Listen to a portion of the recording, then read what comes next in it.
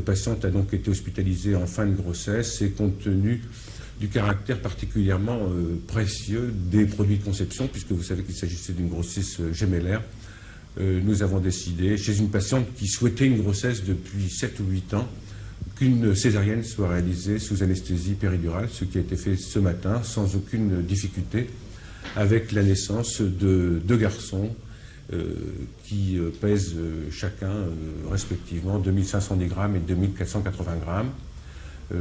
L'intervention n'a posé techniquement aucun problème. Tout au long de cette opération, il y a eu un dialogue qui s'est fait avec la mère qui a pu entendre d'abord le premier cri de chacun de ses enfants et ensuite les voir et les conserver près d'elle.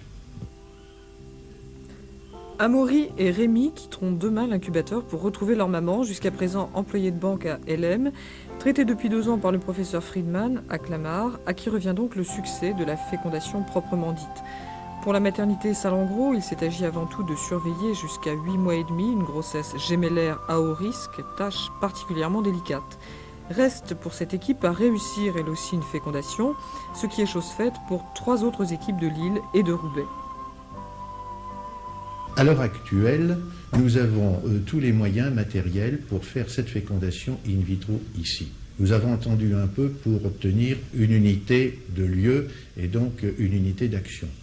Une unité de lieu, c'est-à-dire d'avoir la proximité de la banque de sperme et permettre ainsi des inséminations dans des conditions tout à fait légales et d'avoir les possibilités de congélation d'ovocytes et éventuellement d'embryons.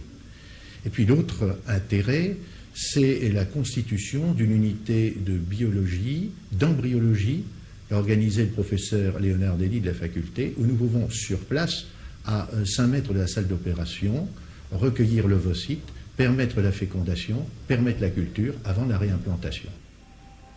Les heureux parents mis à part, c'était donc en quelque sorte pour tous une répétition générale.